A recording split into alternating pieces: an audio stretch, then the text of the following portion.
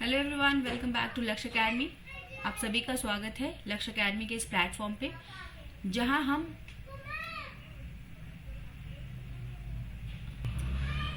Rajasthan public service commission जो आपका first grade teachers की वैकेंसी जो आई है इकोनॉमिक्स एंड कॉमर्स के लिए, उसके प्रीवियस ईयर क्वेश्चन को डिस्कस कर रहे हैं, एज वेल एज हम कॉन्सेप्ट्स भी लेके चल रहे हैं ना। जो भी एरियाज जहां से भी क्वेश्चन अराइज किए गए हैं उन एरियाज पे छोटा छोटा डिस्कशन हो रहा है ना, सो दैट कि आपको और ज्यादा कॉन्सेप्ट्स क्लियर हो जाए। ओके, कौन कौन से एरिया आपके इंपॉर्टेंट रहने वाले एग्जाम के लिए, वो सारा डिस्कशन हम कर रहे हैं, साथ ही साथ क्वेश्चंस भी सॉल्व कर रहे हैं।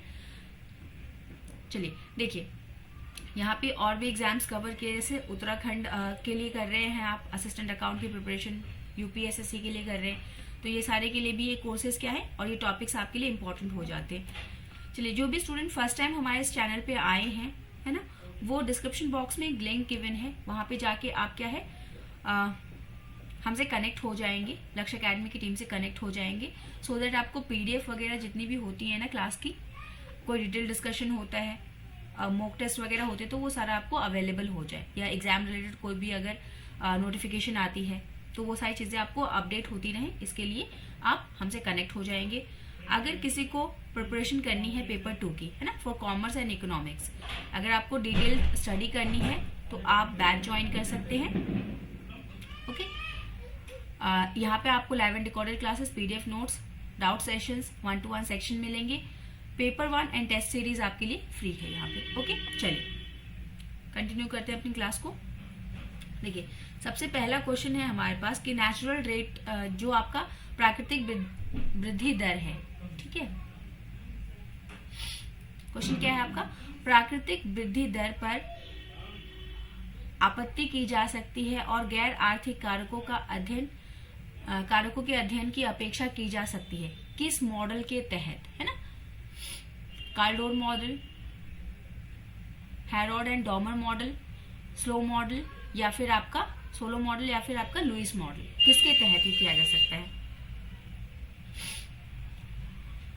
ऑप्शन आपके सामने है, आंसर दीजिएगा।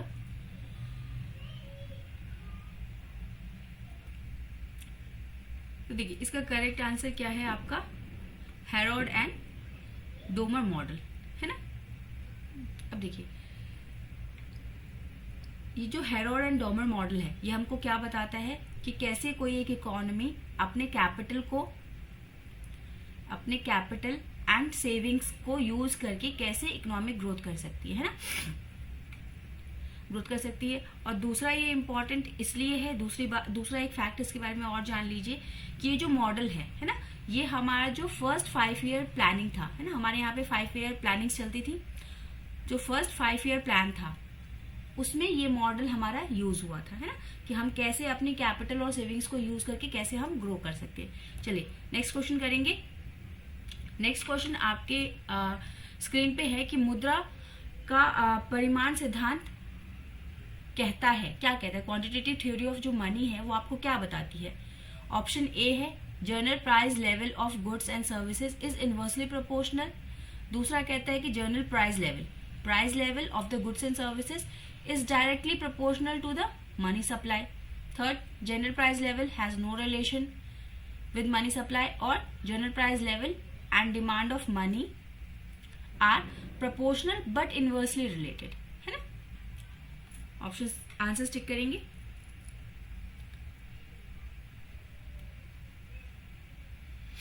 देखिए, क्वेश्चन बड़ा सिंपल है, अगर थ्योरी के बारे में थोड़ा सा भी जानते हैं या फिर नहीं भी जानते हैं तो भी कॉमन सेंस से आप यूज कर सकते हैं कि जनरल प्राइस लेवल जो होता है आपका, है ना, general price level of goods and services are directly proportional to the money supply.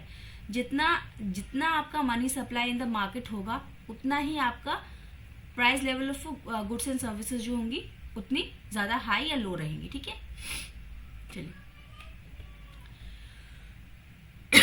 Next question, ये थोड़ा एक फैक्चुअल है,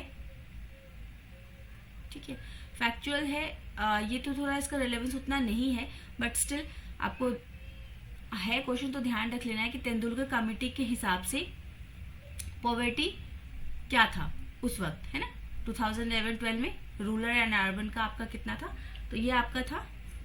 देखिए, आप करंट का देख के जाएंगे ना, अभी के हिसाब से अभी जो इम्पोर्टेंट है वो सारा देख के जाएंगे, बट स्टिल एक बार ध्यान में रख लीजिए कि 25.7 रूरल में और अर्बन में 13.7 था आपका। ये एक अच्छा क्वेश्चन है कि एक सूचकांक जिसकी नोडल जिम्मेदारी नीति आयोग पर है, ओके, जो 38 संकेतकों के साथ शिक्षा, स्वास्थ्य, जीवन स्तर और आवास की गुणवत्ता में गरीबी को मापता है, वो क्या है ना? मतलब आपको बताना है कि गरीबी के मापक जो हैं किस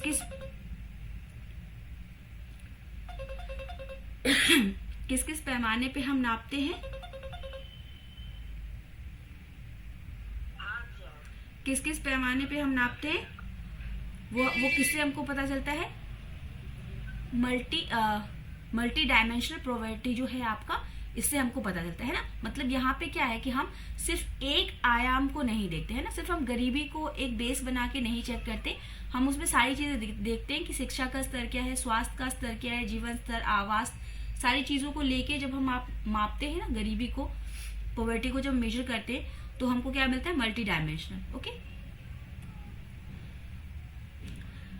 नेक्स्ट क्वेश्चन कहता है आपका कि if the Karl Pearson correlation is, Karl Pearson correlation जो है उसमें आपका आर की वैल्यू जो है वो कितनी आ रही है? 0.9।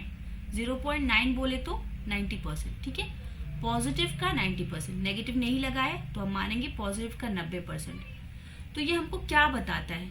अब वीक एंड नेगेटिव रिलेशन पहले ही काट दीजिए, नेगेटिव की तो बात ही नहीं है, ठीक है। अ स्ट्रॉन्ग एंड पॉजिटिव हो सकता है, पॉजिटिव है। आगे और ऑप्शंस देख लेते हैं। कभी भी एक दो ऑप्शंस पढ़ के तुरंत से टिक मत किया कीजिएगा, है ना, क्योंकि हो सकता है कि जो आपको अभी ऑप्शन दिख रहा है ऊपर उससे बेटर कोई नीचे ऑप्शन दिया हो, है ना। तो हम क्या करते हैं, ये थोड़ी सी एक इन्फॉर्मेशन है ना, कि हम क्या करते हैं जल्दबाजी में टिक कर देते हैं। तो आपको सारे ऑप्शंस पहले पढ़ लेने फिर आंसर टिक करना है, ठीक है। थर्ड कहता है a weak and positive relation between two, and last कहता है नन ऑफ दीज, ठीक है। तो देखिए यहाँ पे क्या है, स्ट्रॉन्ग है, 90% इज मोर देन सफिशिएंट, है ना। अगर हम कहते हैं कि 90% कोई चीज जो है वो एक्यूरेट है तो हम क्या कह रहे हैं? स्ट्रांगली कोई बात कह रहे हैं। और कैसा है, ये पॉजिटिव भी है, तो it is a strong and positive relation between two variables under consideration. हम जिन दो चीजों के बारे में पढ़ रहे हैं उसके बीच में पॉजिटिव और स्ट्रॉन्ग रिलेशनशिप है। नेक्स्ट बताया निम्नलिखित में से कौन सा आपका गलत है ना। GDP at market price is equal to GDP at factor cost plus net indirect taxes.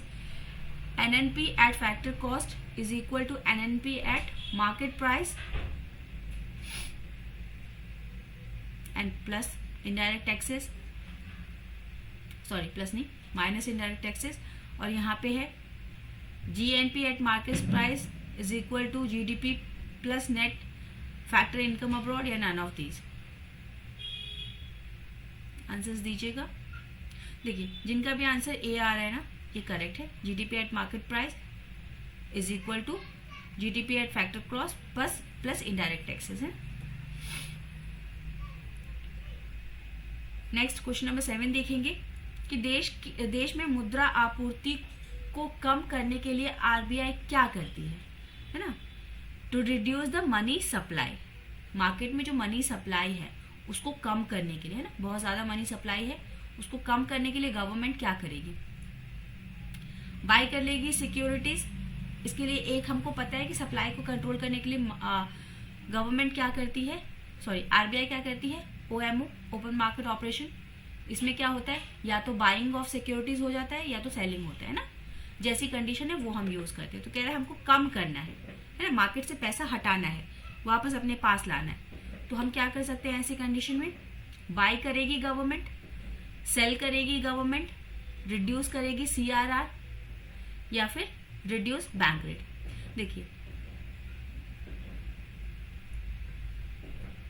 यहाँ पे आपका गवर्नमेंट क्या करेगी? सेल करेगी, है ना। अगर मान लीजिए गवर्नमेंट कोई चीज सेल कर रही है तो पब्लिक जो है वो क्या करेगी? गवर्नमेंट से खरीदेगी, मतलब सिक्योरिटीज पब्लिक के पास जाएगा और पैसा गवर्नमेंट के पास आएगा। तो मतलब मार्केट से पैसा क्या हो रहा है? कम हो रहा है। है ना। तो यहाँ पे गवर्नमेंट क्या करेगी, सेल द सिक्योरिटीज, बाय नहीं, अगर बाय करेगी तो इनसे सिक्योरिटी ले लेती और पैसे इनको और दे देती, तो मार्केट में और पैसा आ जाता, है ना। चलिए नेक्स्ट क्वेश्चन कहता है कि इस डैश धारणा पर आधारित है कि आय गुणांक के माध्यम से निवेश द्वारा निर्धारित की जाती है ना। Determined by investment through multiplier, ये किसने दिया हुआ है आपका, देखिए उसी थ्योरी से आ गया। अगर आप हेरोड एंड डॉमर मॉडल पढ़ते हैं, है ना, वैसे तो आपको देखिए सबसे बेस्ट तरीका क्या होता है पीवाईक्यू करने का, आपका पीवाई करने का सबसे बेस्ट तरीका होता है, ये फ्रूटफुल कब होगा, है ना, सब बोलते हैं ना कि पीवाईक्यू कर लो तो बहुत बेनिफिशियल रहता है एग्जाम के लिए, तो उसको करने का सबसे बेस्ट तरीका क्या होता है, और ये आजमाया हुआ है, ऐसे हवा में ये बात नहीं कर रहे हम। देखिए जैसे यहाँ पे अब ये 4 ऑप्शंस आए हैं ना, तो आपको क्या करना है, इसका आंसर मान लीजिएगा इसका आंसर आपका वैसे है डॉमर मॉडल, ठीक है। तो जैसे ये डॉमर मॉडल आया यहाँ पे, तो हम इससे रिलेटेड ये मॉडल भी देख लेंगे, ये मॉडल भी देख लेंगे और ये मॉडल भी देख लेंगे, ठीक ना, तभी ये हमारे लिए फ्रूटफुल होगा। इससे क्या होगा कि हमारा एक क्वेश्चन ही नहीं, हमारे पास 4 टॉपिक्स तैयार हो जाएंगे, है ना, 4 टॉपिक्स हम कवर कर लेंगे थ्रू 1 क्वेश्चन, है ना। ओके, तो ये आपका सही तरीका है पीवाईक्यू करने का। चलिए डिटेल में करेंगे कभी क्लास, अभी तो शॉर्ट वीडियोस बन रहे हैं, तो इसलिए आपको थोड़ा कम टाइम सिर्फ क्वेश्चन सॉल्व करवा रहे हैं। चलिए नेक्स्ट क्वेश्चन है, देखिए व्यापार चक्र में परिवर्तन के कारण होने वाली बेरोजगारी को हम क्या कहते हैं। अब देखिए ये क्वेश्चन आया, तो यहाँ पे आपको क्या कर लेना है, सारे all the types of unemployment आपको पढ़ लेना है ना, कि कितने टाइप के अनएम्प्लॉयमेंट होते हैं, अनएम्प्लॉयमेंट का रिपोर्ट कौन जारी करता है, कब कब जारी करता है, ये सारी चीजें आपको पढ़ लेनी है, और मतलब कौन से का क्या डेफिनेशन है ये तो जरूर से कर लेना है, ठीक है। तो व्यापार चक्र में परिवर्तन के कारण होने वाली बेरोजगारी को हम क्या बोलते हैं, स्ट्रक्चरल, नेचुरल, फ्रिक्शनल या साइक्लिक, ठीक है। तो देखिए यहाँ पे चक्र लिखा हुआ है, तो इसके लिए हमारा क्या है, चक्रीय अनएम्प्लॉयमेंट। अब चक्र में क्या क्या आता है आपका, रिसेशन, इन्फ्लेशन, डिफ्लेशन, ये सारी जितनी भी चीजें आती है ना, इन सब की वजह से, है ना, सुनते हैं कि रिसेशन आ गया, छटनी हो गई, तो अनएम्प्लॉयमेंट हो गया, तो ये सब क्या है, साइक्लिक अनएम्प्लॉयमेंट के आपके टाइप हैं। क्वेश्चन नंबर 10, औसत राजस्व वक्र, एवरेज रेवेन्यू कर्व का दूसरा नाम और क्या होता है, utility curve, demand curve, marginal cost curve या फिर आपका इंडिफरेंस कर्व, क्या बोलते हैं, और हम इसको आंसर्स देंगे ABCD।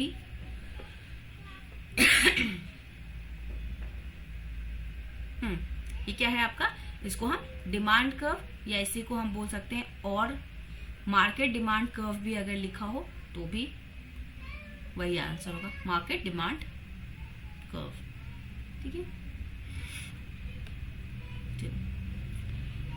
कह रहा है वर्ष 2020-21 में राजस्थान, देखिए अब ये स्टेट स्पेशल का क्वेश्चन है, आएगा ही आएगा, है ना, जो स्टेट के हैं उनको तो पढ़ना ही पढ़ना है, अगर दूसरे स्टेट के स्टूडेंट्स भी अप्लाई कर रहे हैं तो आपको राजस्थान स्पेशल पढ़ लेना है ना। टॉपिक्स मैंने बता दिए प्रीवियस क्लासेस में कि कौन कौन से टॉपिक्स आपको कर लेने हैं। अभी ये सेशन खत्म हो जाता है ना, तो उसको भी कवर करने की कोशिश करेंगे हम। देखिए तो हमको बताना है कि किन फसलों का बड़ा उत्पादक रहा है या प्रथम स्थान प्राप्त हुआ है इन्हें, है ना। तो देखिए ये क्या है, मोटे अनाज, मिलेट्स वगैरह, एग्जैक्टली अगर बोले तो मिलेट्स, है ना, अगर सिर्फ मिलेट्स लिखा होगा तो आप ये देंगे। मिलेट्स में फर्स्ट रैंक जो है इसको 2021 में राजस्थान स्टेट को प्राप्त हुआ है।